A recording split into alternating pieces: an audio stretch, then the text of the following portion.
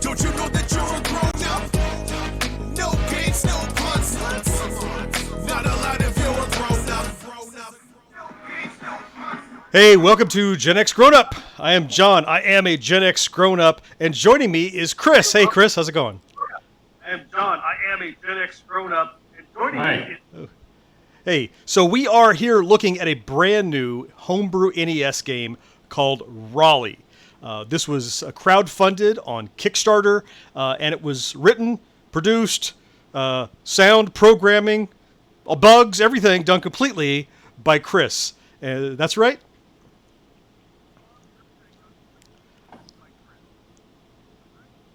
Yeah, that's right. Everything I did on my own. Yep. So everything you're going to see here is all Raleigh. And I think, Chris, make sure you're listening to our actual Discord chat, not the live stream. A little delay there. Logistical things can be tough. Don't worry about that. But we got so Raleigh was backed on Kickstarter. It completed. It's all done. It is. You can still order it. He's working on a way to get it. But we have a version of it here. In fact, Chris sent me a copy of Raleigh that he's going to ship when he sends out to his backers on Kickstarter. And I want to just start by taking a look at the game, and then we're going to start talking about kind of your influences, kind of the background, things like that. So I'm just playing again on an emulator. I've got a little traditional controller. We're going to spool it up. And here's Raleigh the raccoon. So first things first, it's Raleigh, not Rollie. But where did the name come from? Well, I was designing the character in a graphic programmer called YYChar, and that's where you draw pixels of things for games, usually older consoles. Okay. They use a lot of pixels, and I was playing Metroid Rogue Dawn, which was a fan game that we were making for Metroid at the time, and there's a mechanic where you roll and bounce, because they had reprogrammed the morphing ball to really be able to be a lot more mobile than it is in the original Metroid. Mm-hmm. So Samus is bouncing all over the place everywhere, and you're just a ball going everywhere, skipping around. And I said, this would make a really great mechanic in a game. Design a whole game around it, and so I started drawing that and the little characters and had this little raccoon going in circles and stuff like that, and that's what I was sketching. And at the time I was painting my house, doing some remodeling, and one of the Home Depot people who was really nice and helpful with the paint was named Rollie. And I was like, this guy who doesn't mess up my paint, and that's probably a really fitting character for a rolling raccoon, so that's kind of how it stuck. Makes sense? Yeah. So there's for an NES game especially, I mean, I found that there's a lot going on in this game that probably isn't in a lot of older Nintendo Entertainment System style games. I mean, and we'll get to the multiplayer is a whole other layer here. But so obviously my raccoon has lots of abilities. So he has the jump ability, and then we have that kind of Sonic-y sort of ball he can turn into and start bouncing. Yep. Which kind of decays, but he can use that as an attack. He can use that to change his height so he can get into these little crevices. And while he's rolling, he has this supercharge that makes him invincible to kill some snakes and stuff. So I remember watching a documentary called The New 8-Bit Heroes, and they talked about just how little space there is in a traditional kind of in the memory space of NES. So tell me, what kind of challenges did you face trying to put everything you wanted to in the game? I expect there's stuff we didn't get to see because it didn't fit, right? Oh yeah, for sure. There were different level types and platforming objects that I couldn't squeeze into the game and find a way to do it. I only had so much time and room to work with, and really one of the biggest challenges is learning how to recycle content artfully, because you have to reuse a lot of things like AI, Sprite, and graphics construction routines, and tiles, how to recycle tiles. A lot of it's recycled content, so you're really making use of the same space over and over again. I see Dan has joined us. Hey, Dan, how's it going? Thanks for joining. We're looking at Raleigh, as you said in the chat, and in fact, we are here with Chris, who is the creator of Raleigh.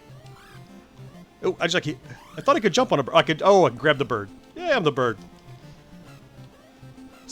So as we look at Raleigh, Dan, if you have any questions for Chris, he is absolutely here for us. In the meantime, we were just talking about the abilities. So obviously, there are, I mentioned the basic mechanics, being able to jump, being able to turn into a little ball. But he also has these little, they come from flowers. Would you call them petals or stones? What are we collecting that we can throw? Yeah, Seeds. marbles. Marbles, okay. They are officially marbles, but people have been calling them all sorts of crazy things. Well, they're like seeds, or, I mean, they come from flowers, which is why I thought, petals or seeds, maybe. Right. Okay, so marbles. All right, naturally occurring marbles. Got it.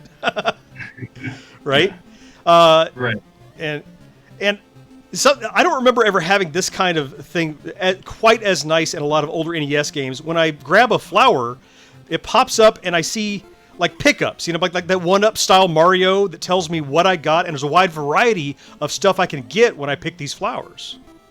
Right. To be able to see what you got was important because you could be running really fast and pick it up on the fly and Right. not know what you picked up. So it had to be able to communicate that. Yep. I see Ro has joined. Hey, Ro, thanks for joining the stream. We're looking at Raleigh, a brand new NES Homebrew with the creator of Raleigh, Chris. Oh, did I make that jump? Ooh, I didn't think I would. And Maurice is here. Hey, Maurice, how you doing? I'm all out of those. So I found as a noob, I run out of those marbles a lot, and that's not good. Right. It's part of the strategy, and it kind of pressures you to find other ways to make use of power-ups. Definitely. So this is one of the mini bosses, kind of a mirror of you. So You can always, what were you saying? you can always bypass them. Yeah, you could run past them, but then you don't get the swag that comes out of them, right? Right. These, come on! Oh, ouch! I'm gonna do it. I did it. And so that's a level, right? So I was able to. That's the actual boss, that blue snake. Yes. That's the actual boss of the level. He's pretty simple and straightforward, and kind of just gives the player an idea that bosses are there. That they exist. Yeah. Yeah. So I mean, so that speaks to game design. So we've talked about a couple of things, but this is a great throwback. Rather than requiring a battery in the physical cartridge you made a decision to go with passwords, which I remember from forever ago, and that's an elegant way to do that. Just have an address you could give that replicates the current state, right? Yeah. Pretty much keep it simple because this game was really long. Even though it's just a 40 kilobyte game, it's really long. You get a lot of mileage out of it. So I felt like this was the best option. I had it earlier where it was you had to start all the way back, or maybe have continues that you collect along the way. I'm like, well, that doesn't really make sense for a game that is supposed to be accessible and inviting to newer players to the NES. So it has the halfway point. You have a little checkpoint in the middle, which is great. So if you die, you go back to the middle point. But yeah, then you get the boss and you get these. So we got a question from Maurice who says, what did you use to develop this? I'm guessing many things. I used Eclipse for the IDE for a straight-up assembly in 6502. So, and I also used a basic NES emulator for debugging and testing the game. So it was pretty much just code and an emulator. Also for the pixels, I used a graphics tile displaying program called YYChart. That you mentioned earlier, right? Yep. Yeah, and that's it pretty much. Pretty much everything is done in the code. Even the level design is straight up in the code, as well as the music.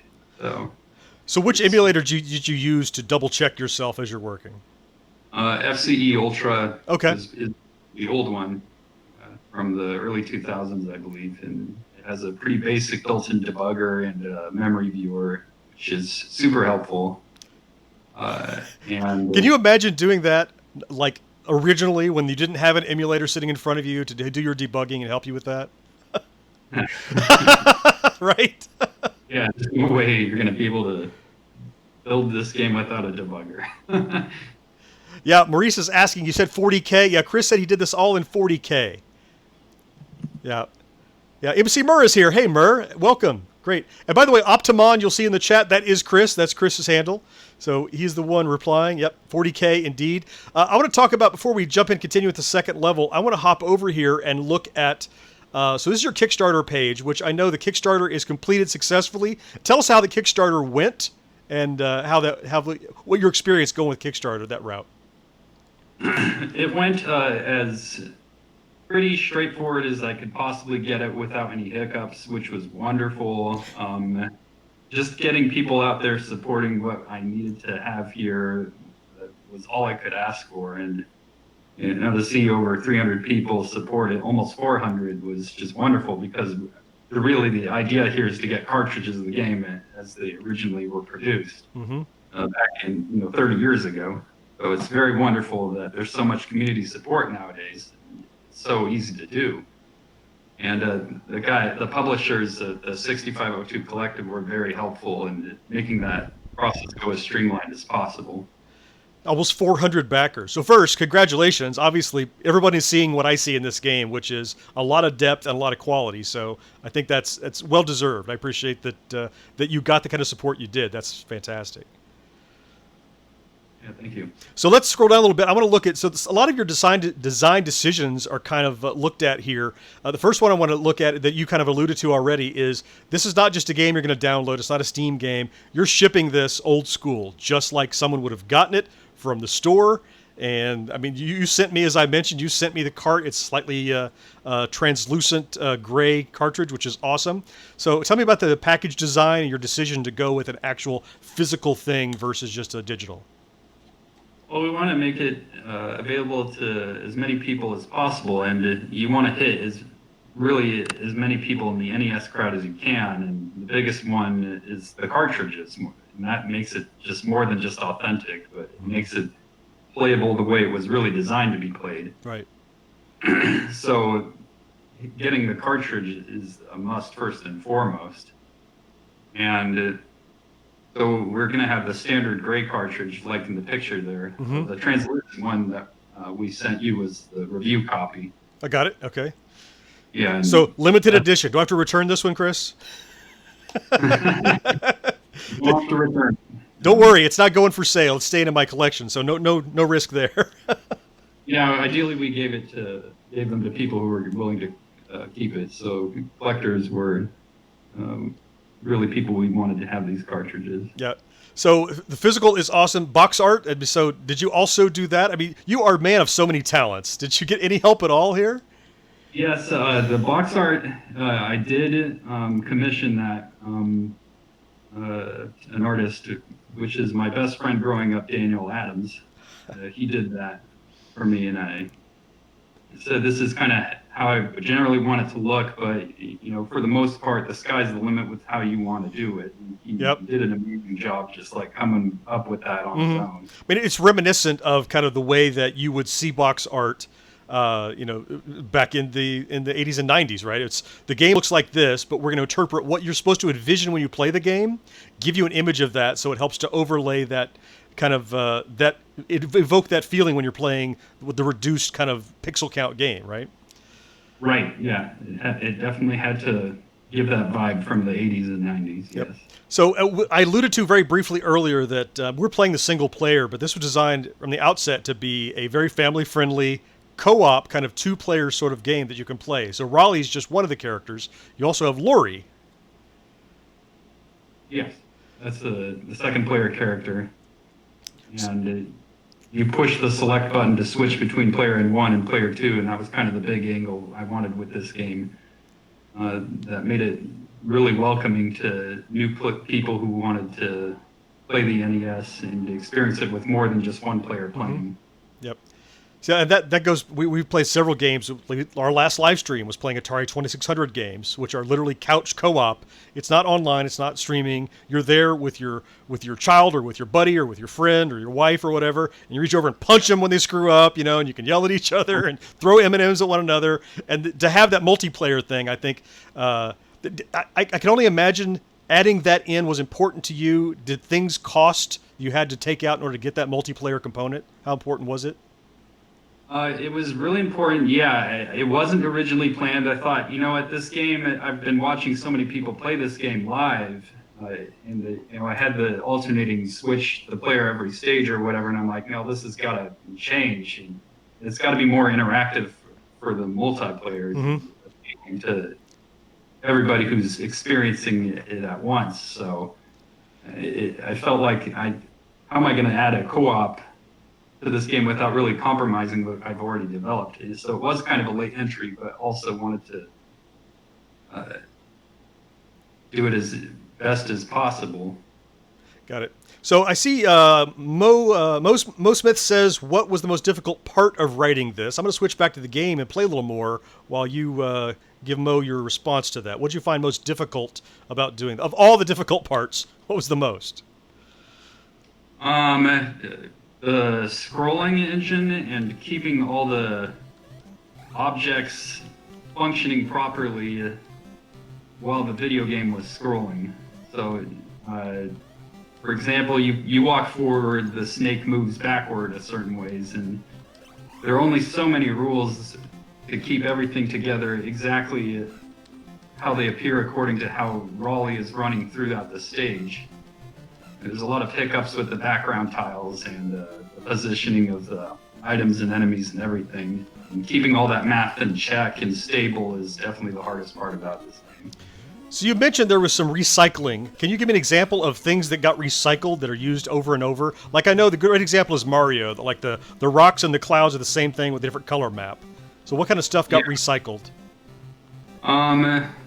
Well, you can see the trees kind of repeat seamlessly together, blocks, and those are kind of obvious things. But some of the AI that you see with the enemies moving forward, like the Spock's running, for example, is a timer. When you get close to him and jump in front of him, he triggers a faster running style. So ouch, ouch. Yes, ow. Speaking of which, which he just did to illustrate your point. Right. So the same code base exists for a lot of the enemies. You get up to them, and then they'll trigger a different behavior once they're done pacing around and they see you. That was used in like 6 or 7 enemies, all with the same base, but with different variables. Oh, so I just got this blue power-up. So tell me a little bit. So we have these different power-ups, and I'm floating like a balloon. This is just one of them. And I remember when you first sent me the review copy, I wrote you and I said, I can't figure out why I'm blue and what's happening. What's that all about? Well, the different power-ups were basically a way to make sure that there was opportunities for the players to use in different ways at different times to get through all the obstacles that they're presented with. And I wanted to really make the game experienced in different ways as much as possible. And have fun with it too. It had to be obvious what happened, at least after a little while, once they got a power up, and it had to be fun to control, and those were the 2 big requirements. So that you speak of the control fun. Something I wanted to mention, in fact, that I found pretty impressive is the inertial physics of Raleigh. The way that when you have to slow down and stop on a dime, how nicely he has that kind of like gradual speed up and slow down in physics. And I'm sure that was that's entirely intentional, but how about, was that a big challenge to get that kind of work in there? Yeah, it was one of the first things I really had to get fine-tuned before making the rest of the game was how the players controlled and how his physics worked. So, before designing the entire game, you really want to have that polished down as much as you can, and of course you tweak it later. But getting that slowdown and that momentum and that floaty kind of jump is really what I wanted to build the game around. And I had to study a lot of other games in their physics to see how they did it and how it worked and how it didn't work. So I see Ro in the... I'm sorry. I was just say Ro in the chat had a quick question. Was there a particular existing game that inspired you to create this game? It's a great question. Well, a lot of games, yeah. I think Mario was the big one, of course, or anything Nintendo's first-party games. Metroid, Mario, yeah. I mean, Metroid, Mario, and believe it or not, Adventure Island is also something. Oh, okay. You get a lot of mileage out of Adventure Island. You don't really think about it, but it's essentially a 40 kilobyte game. with a lot of tile sets. All right, I just turned green. What does this do for me? I could go anywhere. It seems like. Yeah, if you can run on the air with that. Oh, look at that! Direction, yeah. Oh, that's pretty darn cool. Okay.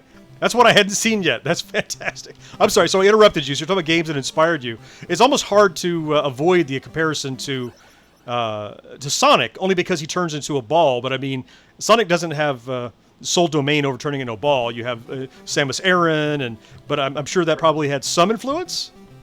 Actually, it didn't. I really? didn't really even at Sonic. It's just kind of what people thought about when they played the game. And Yeah. they're like, "Oh, this looks like Sonic." I'm like, "Oh yeah, Sonic does roll into a ball kind of when you automatically."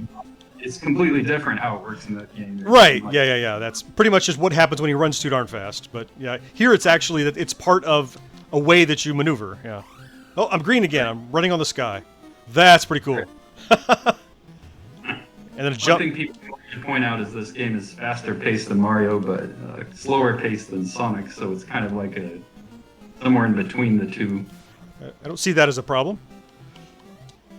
So, Mo Smith says, I'm extremely impressed with anyone who could code a game with all the restrictions, so why do it? It's a good question. Not because I hate myself. Because I've been doing it for a long time. That's one of the big reasons. I've been at NES coding for well over a decade. But it's also because I grew up with these games, and that was kind of my life for a lot of my youth, was playing NES games and imagining wanting to make my own games out of existing games. And in order to do that, you have to work with all these really tight restrictions. But there's a certain joy of and an art to making games with such a tight restriction. It in itself feels like a game or a challenge that you want to work with. So it's exciting to really overcome all the really basic things that is presented to you. You know, we've said it several times in several different videos that some of the classic games we enjoyed as kids, like the limitations in them made them better because you had to actually cherry pick exactly the things to make it as good as you could. You couldn't just throw everything at the wall and see what sticks. You had to actually pick what made it good. So what were the babies you had to kill making this game? I mean, what do you wish you could have done that you didn't get to do because of just limitations? I would say what I really wanted in this game were breakable blocks of some kind, and things that the player could throw and kind of break as the player would progress through the level, and I couldn't find a way to really get it in there too well. Okay. And pretty much anything that interacted with the background, better graphics or more diverse graphics and environments. I kind of had to stick with what I got with one tile set and all the blocks, but I tried to make up for that with the different weather and patterns. Right. And I see Ro asking, when you die, you don't have to start all the way back at the beginning of the level. There are checkpoints. And there are. I think you missed when we finished the first level. There's actually a halfway checkpoint, right, Chris? Yeah, there is a halfway checkpoint. So every 14th screen in the level is a checkpoint. Okay. And it has that restriction, and there's another weird restriction with that, where I think in the even number levels, the checkpoint appears on the higher part of the screen, where in the odd number levels. Oh, you've got to hop up. It's just a programming thing. So here's the second boss that's about to kill me. He's a bit tougher than the first boss. Yeah, he is. Oh, and I'm out of. Oh, I was out of marbles. I've lost my marbles. So in this case, here, Rosie, there was the checkpoint that I hit. Now we're starting halfway instead of all the way back. So just what you had asked, sure enough. So I start with 10 marbles. Back. That's the halfway boss. That's not the big boss. I'm going to save some energy. Right. Yep. Whoa! Not good. Right, and you'll notice that the bosses are basically hyper scary versions of existing enemies on the stages. Yep. And they're Right. another way to recycle. Let's see. So how do I enter code? Did I do that wrong? Let's see. Go to one player, and then it should automatically be set on continue. Oh really? Oh really?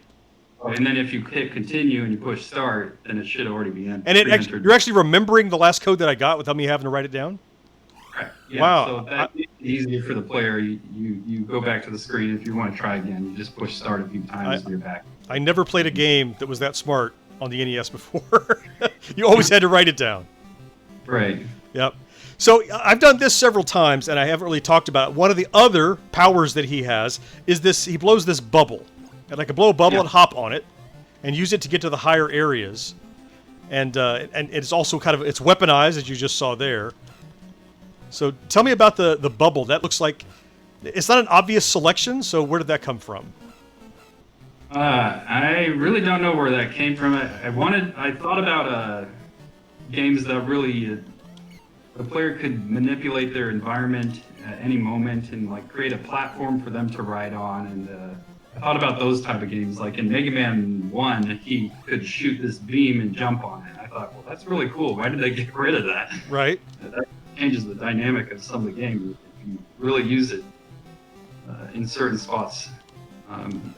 But it's not too well used in that game. Solomon's Keyword, the player is the magic wand and making blocks and jumping on them is another big influence of that. I thought, well, to make this game really dynamic, I would really love for the player to be able to create his own platform at any time and just completely change the dynamic of what he's progressing through at any moment. Well, it empowers you to maybe go somewhere you weren't expected to go, right?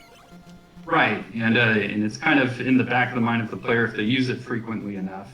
Some players choose to use different mechanics as they go through the game more than others, and some people will use the flashing ball attack from the player a lot more and use that to their advantage, while some will use the bubble or the marbles or whatever it is they opt to go with.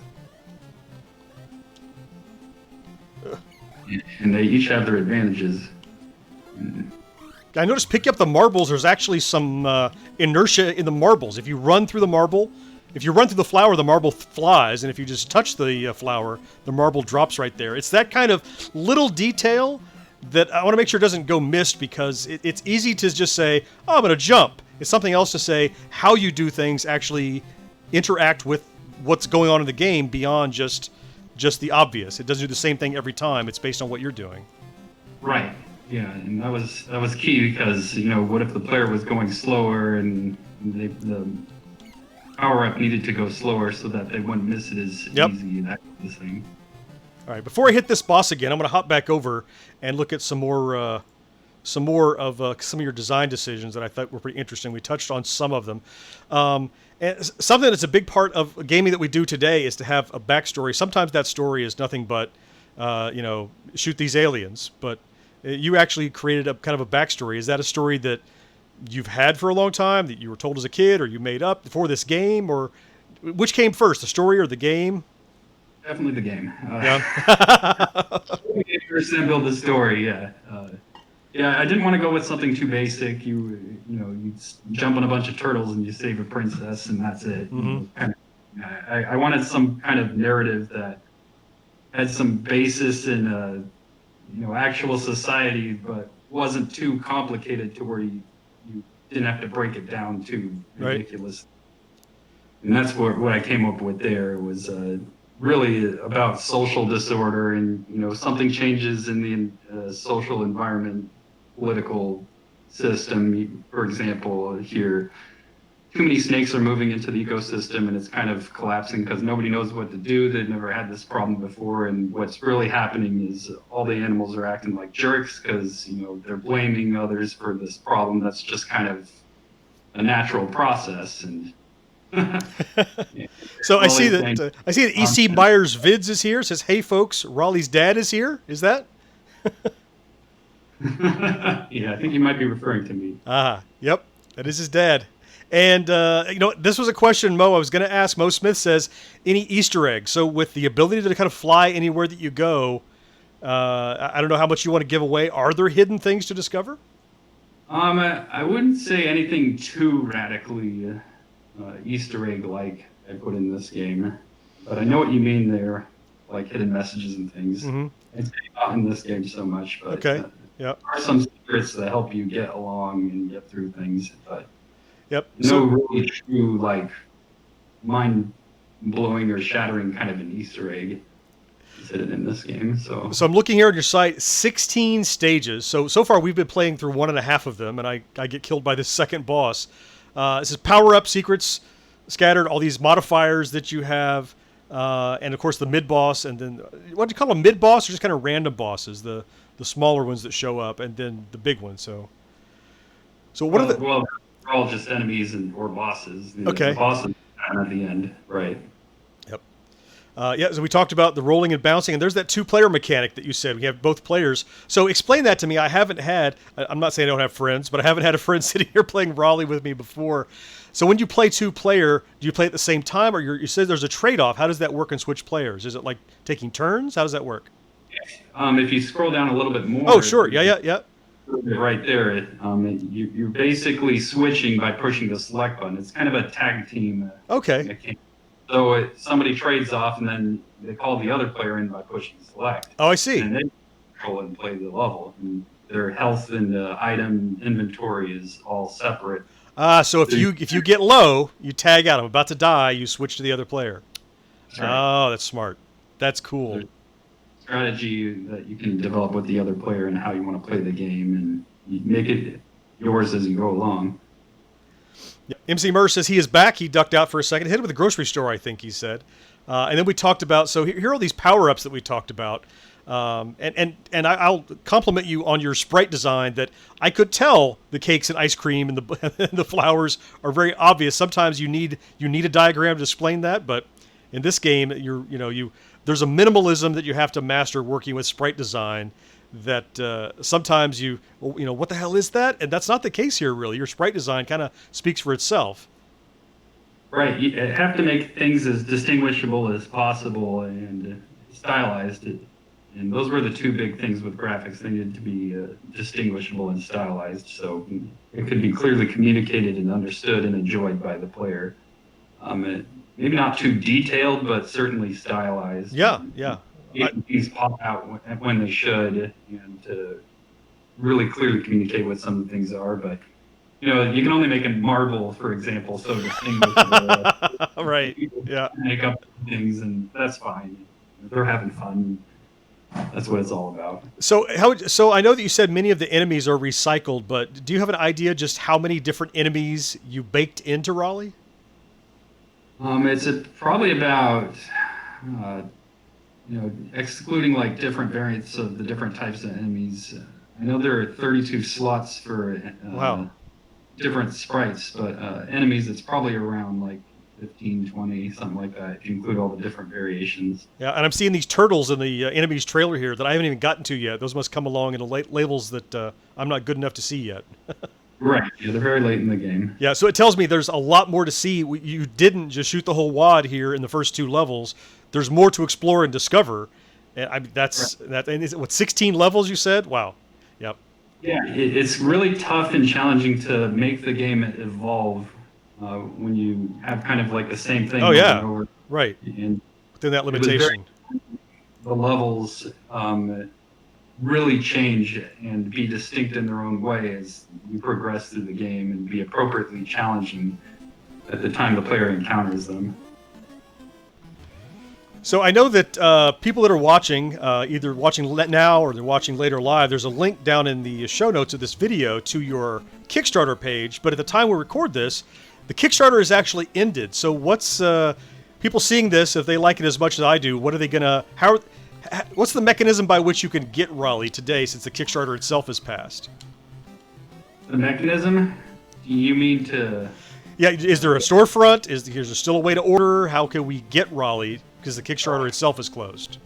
Well, we're working on that actually right now. So ideally, we want to set up some kind of a page where you can just pre-order either the cartridge or the digital version of the game, and until we get other versions available, we're going to have to really come up with what is appropriate and typical and ideal for an NES release in 2019. So it's something that hasn't quite been fleshed out yet. Oh, I'm a snake. I just have to pause you and say I just turned into a snake, which is pretty awesome. Oh, except I died. So that one is relatively rare, turning into a snake. So what's the special powers of becoming one of the enemies like that? Well, it's officially a snake skin shed from one of the snakes. Oh, okay, And all right. Rollie can just put it on and pretend to be a snake, and that's the idea. Right, and so he gets infinite ammo with that power up, but also he can make friends with the other snakes that will give him really good power ups once he encounters them. Yep. So it's like you're a snake friend, and your friend with the snakes are like, You're the snake whisperer. yeah, you're the snake. They'll trust you. Yeah. The other animals won't trust you. They'll be like, oh, that's a snake. Forget it. Got it. Yep. They love you. Ah. Yeah, I keep being amazed by the different number of different power-ups that you could get. And I know that when we first spoke, I said, I need instructions. There are so many things to do. And you're like, let me send you a cheat sheet. We'll help up. I see CM Retro just joined. What's up? Hey, Chris, good to see you here. We are not only playing this new homebrew game, Raleigh, but we're sitting down with Chris, the creator of this game. So I'm very curious, Chris, about the just about the Kickstarter experience. So I've known a lot of people that have gone down that route. Yours was actually very successful. So you work on this game for how long now? A couple of years, you said? Yeah, it was 2 years part-time is how I like to describe it. Right. Right, and Kickstarters and marketing were things I had like zero experience with, so it was like I made this game and it's like, well, now what do I do? And I really had to sit down and talk to people who had gone through the experience of releasing NES games this era to make it simple as possible and as successful as we could possibly get it to. So I had them like proofread the whole Kickstarter, like, no, that's not going to work. You're going to scare people. Stop being so modest. You got to change that. And so their advice worked really well. I met with them face to face actually the night before I launched it. And it was just a weird opportunity thing because they went to the Penny Arcade Expo in Seattle, and that's right up the freeway for me. Okay. So I took that opportunity to meet with them and have them proofread it and get all the things checked off before I hit the launch button, and I think that really made a big difference because who knows what could have happened with exactly my rough draft of the Kickstarter page before I hit the launch button. So Right. that's got to be quite a trip. So tell me about when you first started seeing like backers appear and vindicate kind of this work you'd been putting into it over these years. What was that like? Oh, it was very exciting, and I felt like I'd pretty much delivered exactly what I had planned to do, and I was really happy to see the support from everybody right out the gate, especially because we had like 80 backers on the first day. So I was really happy to see that, and kind of like almost relieved that this That it wasn't a waste of time after all. Yeah. Well, the 2 months between where I actually finished the game and launched the Kickstarter button were kind of like scary because, at first I said I was going to launch it on the Kickstarter on July 31st, and that didn't happen on my original trailer, and so I had to kind of explain that.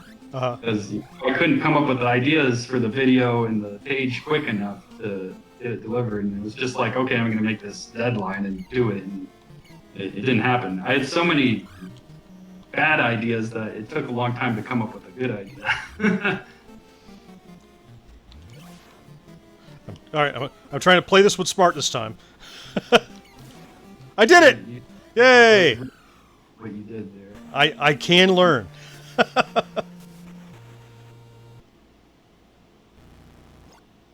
Wow. All right, so we're into the third level.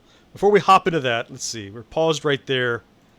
So again, let's just hop back over to your page here. Thank you, Ro. She said, yeah, she's impressed that I finally made it made it through that. We talked about the password system. So what all saves in the password? I'm curious. So I work in software development in my real life. I'm curious what all saves. So items and what do you get when you recover a save? It is a bare bones password system, so it's just going to be the level where you started. Okay. Yeah, we kind of with a base amount of kind of inventory like you would have in a new game. Gotcha. Yes. Got it. Right. So one password per level. Fair enough. Great. We've been listening to the soundtrack here. Something I want to point out to anyone who's watching and listening. I said at the beginning that Chris did all this on his own. That includes all the music that's inside of the game. You composed that yourself. Yes, I composed it and designed the sound engine for it. And I had a lot of experience composing and designing sound for NES games, mostly for mods and hacks over the years, and probably like over 100 sequenced and composed. So this was kind of like a comfort zone for me making the game, whereas things like the graphics and the scrolling engine were all really new for me. So you had done that before already. So actually the easiest thing for you probably was the sound. Wow. Right, both the technical side and the creative side. That was pretty comfortable for me. It went through pretty quick. Got it. So and for a long time before I actually put him in the game. So now you had mentioned to me before we started the stream. I said I find myself humming this song after I stopped playing the game, and you told me you had that song in your head for more than 2 years. Is that right? Right. The main theme I had in my head for about 2 years. Wow. That's right. I actually started on the sound engine, and I wanted to recreate it as much as possible. And as I said, only half of what I actually had in my head ended up on the game because of all these, things you have to cut when you're making the game with the space limit. I love in the Kickstarter you show some of your original concept art. So I have to ask: is this actually your original concept art, or did you retcon this for your Kickstarter page, or is this actually when you were devising the game? That was kind of like after I had drawn it and how I really wanted to detail what to do, and I would just make all these doodles all over graph paper and to kind of help me think of what to do in certain situations. And so doodles like this are very typical. When I get bored of like writing technical stuff, I'll start busting out a drawing to help kind of stimulate the creative experience. So these pretty much are your bar napkins. These were the ones where you kind of devised kind of the look and feel. Yeah, they weren't like the original ones. Yep. They were ones that I did on the way. I draw them again and again. I see Murph Ball has joined us. Thanks. Welcome to the stream, Murph Ball. We are playing Raleigh, which is a brand new homebrew NES game. And I don't mean just like a hack or anything. This is a proper, genuine. I have a physical copy. And I also have not only the game here, but I have Chris, the creator of Raleigh. And we are taking a look. In fact, we're going to hop now into the 3rd level of Raleigh and see what Chris has in store for us that I haven't already seen. Here we go.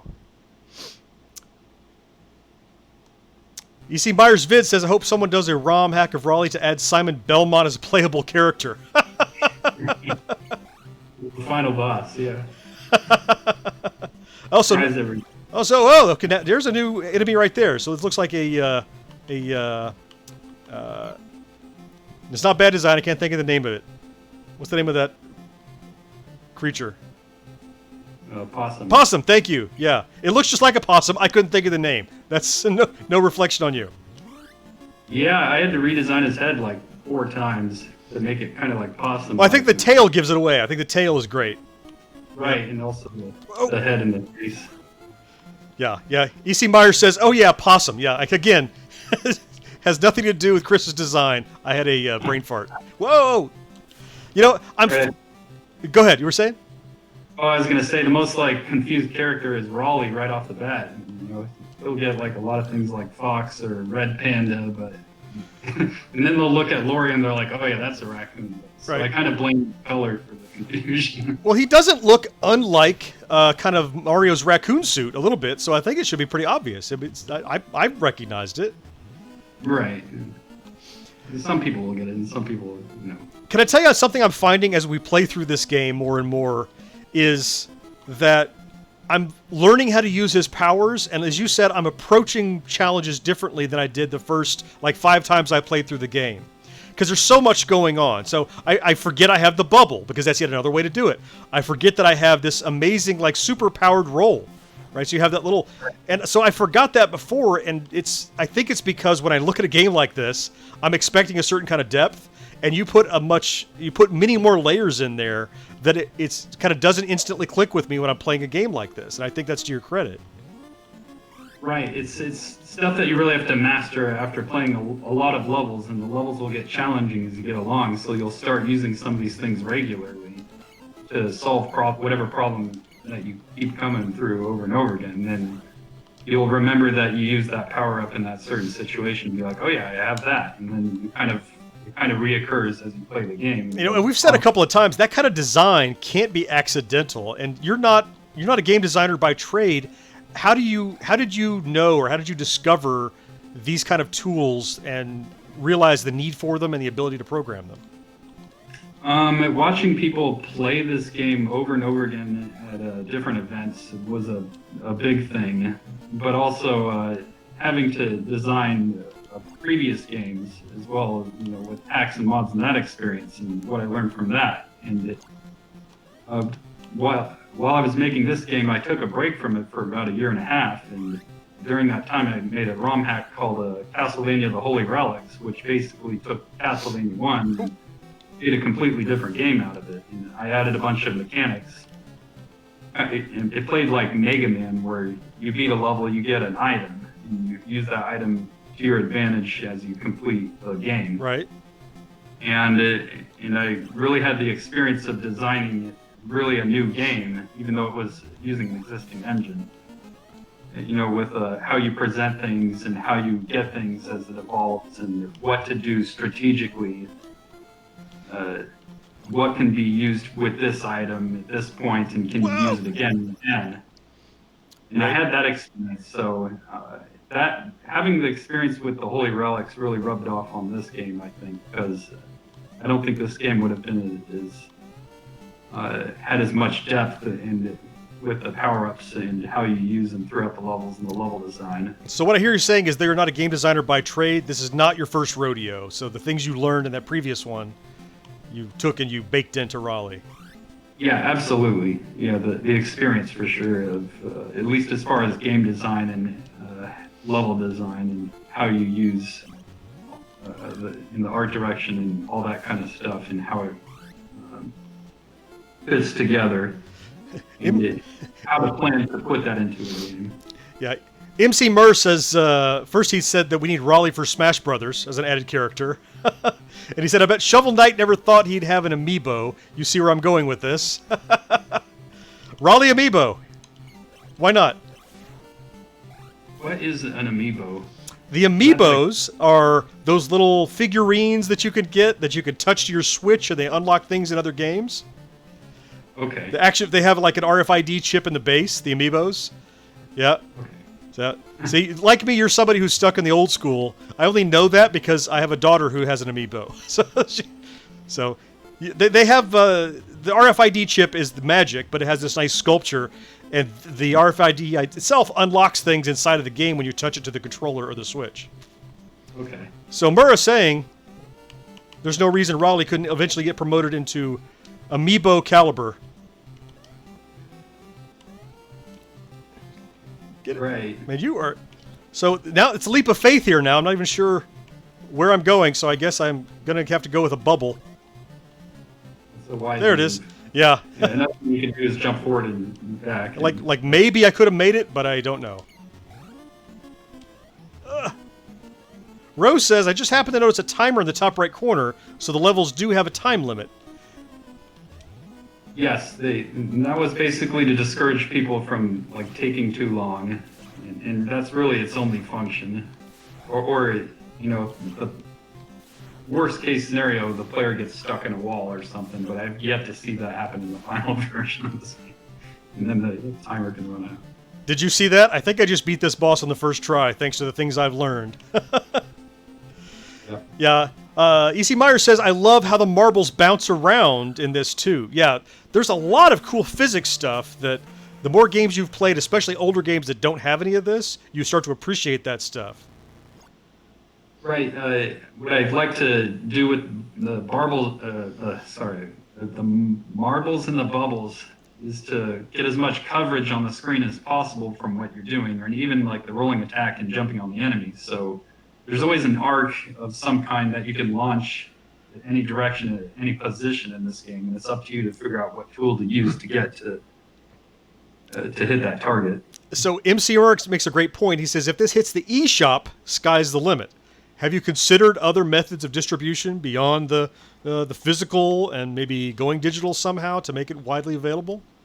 Yeah, absolutely, definitely. We want to make NES games available to everyone as much as possible because not everybody has an NES, and right, which is probably about like 99 point something percent of everybody. You got to make it experienceable by everybody. So definitely want to port this to modern consoles. So do you have any definite plans, or that's still just we'll see how it goes? Let's get over this first hump and get the distribution done. Yeah, we're aiming for Xbox and Steam and Switch and whatever we can get our hands on. We're kind of just working with the publishers to see how we can negotiate that. Okay. Yeah, EC says everyone should get an NES. So problem solved. That would be the best solution. Right. In a perfect world, yeah. Right. Yep. So let's go. Let's do one more level. I think I can accomplish at least one more. So again, if you are just joining us or watching, or you are lurking, well, hold on. I just have to say, level 4, entirely different environment. A different song kicked in finally. This is a whole different game. Yeah, it's really fresh. Thrown in the mood of the game once you hit the cave level. And I see a bat, so there's some new enemies. I assume they aren't like the birds. I probably can't ride them. Is that true? That's true. Yeah, whoa. Yeah, I get hit by them. That does that fine. Stalactites, is that just background, or is that going to hurt me? I don't think it's going to hurt me. Yeah, the background. Yeah. Whoa. There are spikes that do hurt you, but those are not them. Okay, a lot more stuff is going at me. So by level 4, you're really baking it on. So I have not only what's coming at me, but I have bats falling from the sky. I have a possum messing with me. Yeah, you started stacking it on here, Chris. Right, some of the experienced NES players that watch play this game kind of say, well, shoot, I'm kind of worried that, this game is just going to be kind of a cakewalk, and they get to this stage. And they're like, okay, problem solved. Right. Oh, there's the spikes that kill me. I found them. Yep, there they are. So obviously, you talked about using... so Lady Hawk just joined. GenXGrownUp? What is this wonderful channel? Just turned 41. Nostalgia is heavy here. Lady Hawk, you have found the right location. And by the way, you have an awesome name because Lady Hawk is one of my favorite films. With Michelle Pfeiffer and Rutger Hauer. Soundtrack by Alan Parsons. Everything about Lady Hawk is fantastic. So welcome. If you're just joining us, hit that subscribe button. We are actually here playing Raleigh, a brand new homebrew NES game. And not only are we playing it, we have the man, the myth, the legend, Chris, creator of Raleigh, here live in the stream. So if you have any questions, I'm glad you found us. I'm glad you saw the stream. Chris, how did you find us? There's a great question, since Lady Hawk mentioned that. How I found you particularly, I was looking at different channels and personalities that really would help accent Raleigh for what it is and have people appreciate it. And they all said no, so you called us. Yeah, I was watching videos on the Mortal Kombat controller arcade thing. Oh yeah, right. Yep. Yeah, and you were like, I'm kind of disappointed how the fatalities work and all this stuff, and and I was like, okay, this is kind of the thing that we want for people who would appreciate, who experience games like they did back in the day. Got it. Oh yeah. And it's perfect. It's really unique compared to some of the other channels out there, and I was really happy that you responded. Oh yeah, we're glad that you contacted us. Yeah. Whoa, there's the spikes. Yeah, you got me. So this is kind of tricky. So I could jump. So Lady Hawk says, oh yeah, that movie was bomb. Love Halle Berry and Alan Parsons too. Okay. Yeah, it's definitely getting harder. So as you said, someone who's an experienced... Now, NES is actually on the tail end of my youth. So I just turned 50. I was born in 69. So I was mostly Atari, ColecoVision, and television. NES was on the tail end of what I did, but I've been doing emulation ever since emulation was a thing.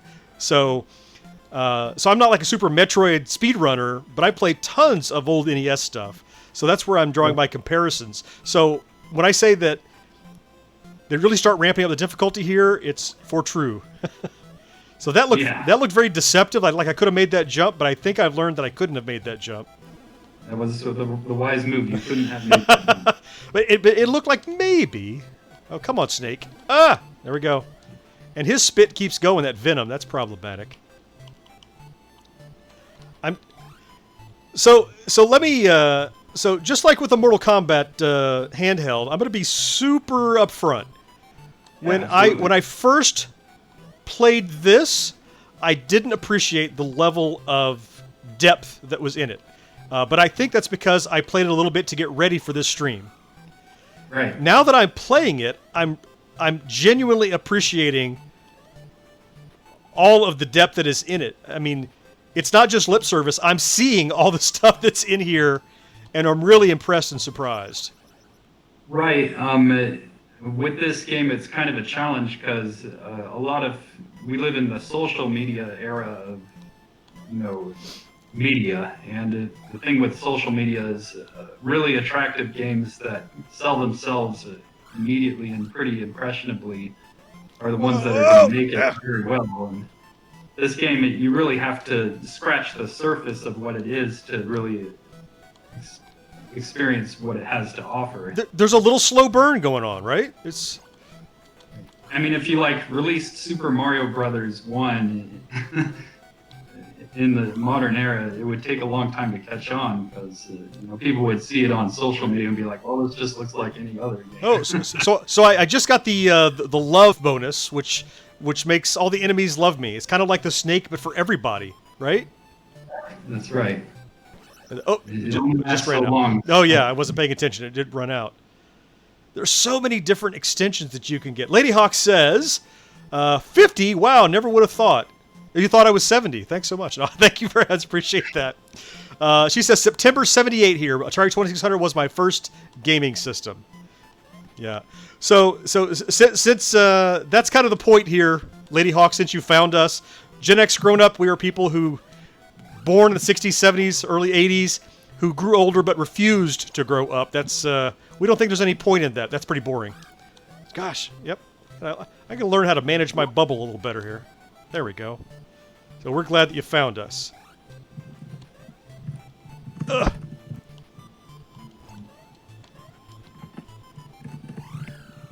Oh, so there's a question here you're answering in the chat. What was he asking?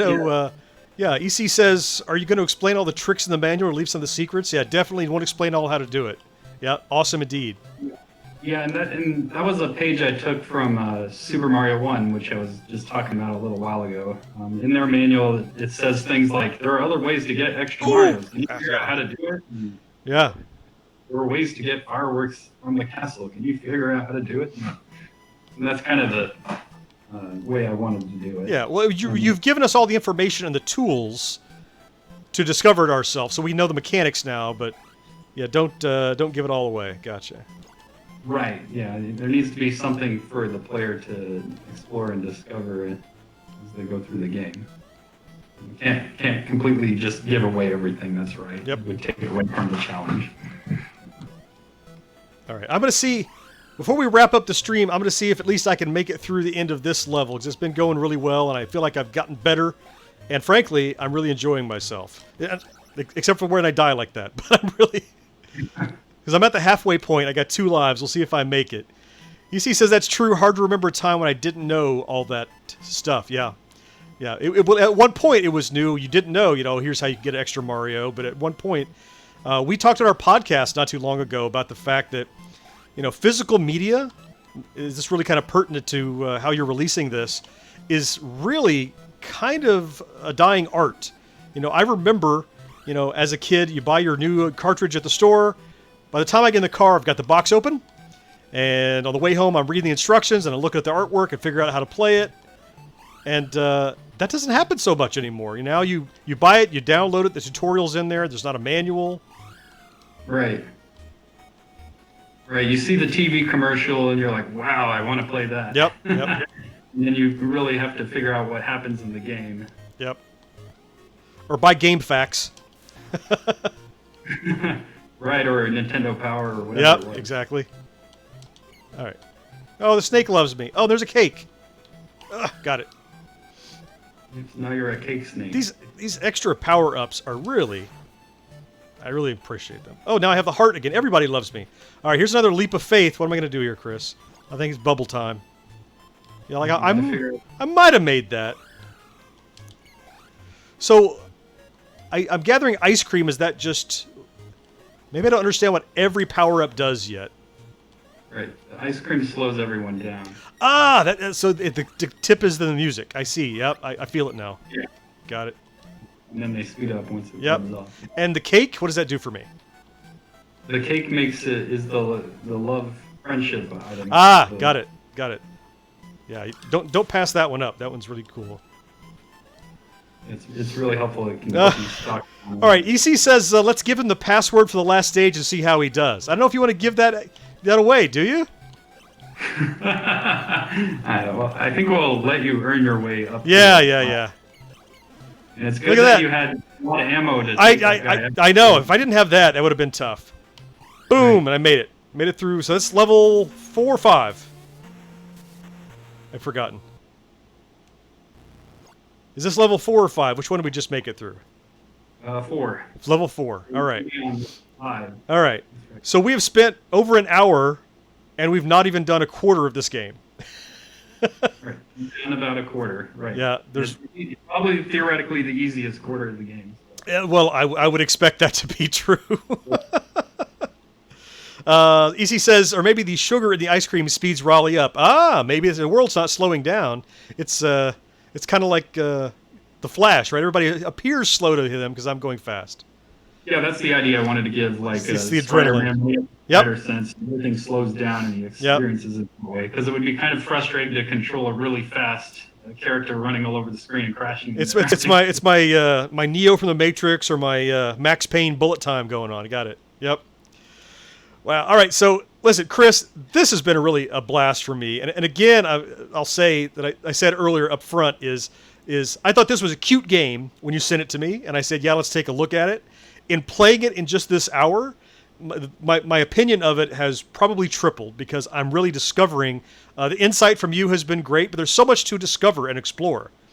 And so I appreciate you sending it to us and hitting us up with it and taking the time to sit down and go through the live stream and share that with our viewers. Yeah, it's been a pleasure having to come here and to really explain things and handle all your questions. They were perfect, I thought, and you do a good job on your channel, and I'm a fan.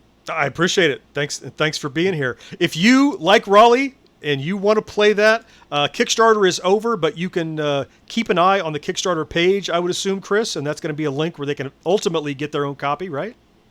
Yeah, I got to update my webpage here. It still says there's a live Kickstarter going on. So, Right. Yeah. Okay. So, really quick. so what's the best place to follow you and find you and keep up with what's going on with Raleigh? Any of my social media is a good way to do that. Follow Optovania on my website, optovania.com. Okay. And of course, Raleigh.com or RaleighGame.com. Awesome. And I'll add those links down in the show notes when we get done here. So anybody watching after the fact has that available. Again, thanks for being here. Everybody watching, thanks for taking the time. And we'll talk to you next time. Chris, thanks again. It's been a pleasure. Yep. Bye-bye. Gen X Grown Up is dedicated to bringing you new Generation X inspired videos every week. Here are a couple more you can watch right now, but for even more, subscribe and enable those notifications. And if you love what we do, we invite you to support us over on Patreon. And of course, your feedback in the comments and a quick thumbs up are always appreciated.